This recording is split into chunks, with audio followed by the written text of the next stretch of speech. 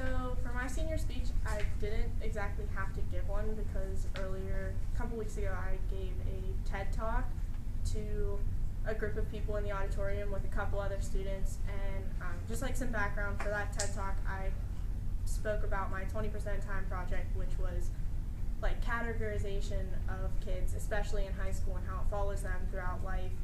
And in my actual 20% time project, I interviewed tons of different people. Haley was one of them, Cheyenne was one of them, just kind of seeing how people viewed themselves and how they thought others viewed them and how they felt they were like a lot different from that. And I guess the topic became important to me, not so much in the beginning of high school, but after I went through some stuff with my family, I realized that you never really know what people are going through, and you need to learn to respect others for who they are and what they believe in and what they hold close to them. So kind of the only thing that I could think of that I had left to say my senior year was just to keep an open mind, because things change really quickly. When I was a sophomore in high school, things were pretty easy. I had a great group of friends, like Tori on my volleyball team. We hung out every day. Both my parents worked like normal jobs, lived in a normal house. I mean, I still live in the same house, it's a little different, but what I didn't know was that my dad had gotten addicted to pain pills, like earlier in my life. And my parents did a pretty good job of keeping it a secret, but it got to a point where it was kind of out of control, and he began changing as a person. My dad used to be my best friend in the world. I went to him for everything, way before my mom.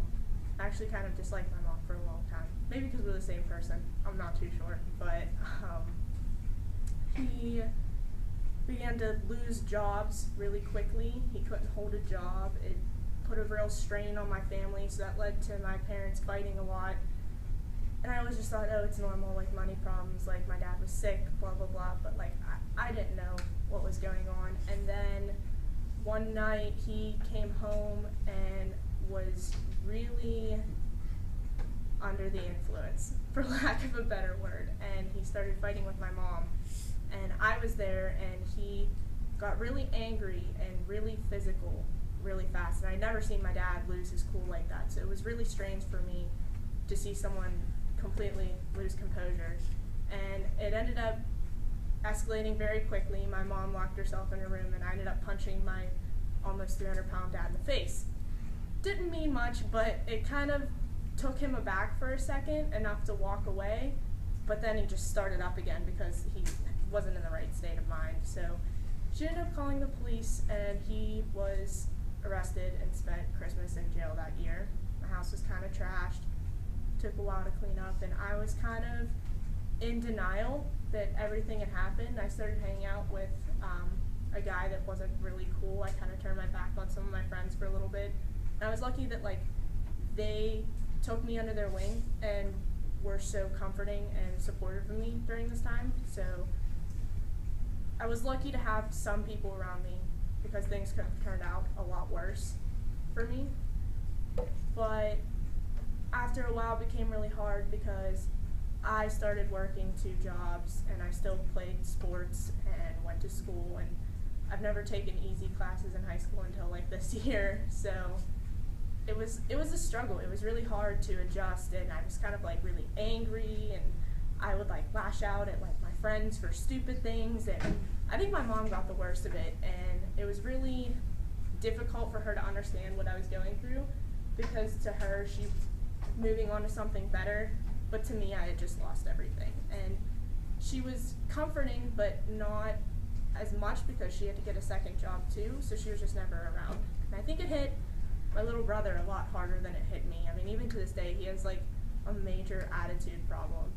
And I don't know, we just saw a lot more, I don't want to say better, because we're better now, but we saw a different picture for our lives as a family.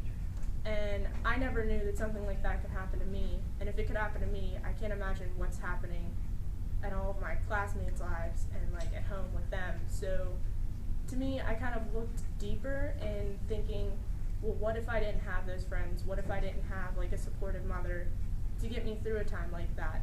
Maybe that's why kids act out. Maybe that's why kids get tattoos and piercings and start smoking and drinking and seclude themselves, or they delve into books, or there's just like a plethora of things that like people do to comfort themselves. And I think it related back to my project because I had like a personal issue where I needed comforting, and I was lucky enough to have good friends around, but not everyone has that. So it was important to me to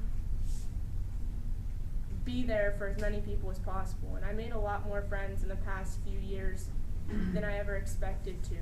So I guess like my last thing to say my senior year would be, throughout your life you're going to meet so many different kinds of people, but you never know what happens behind closed doors. So you should really keep an open mind and try to help everyone else.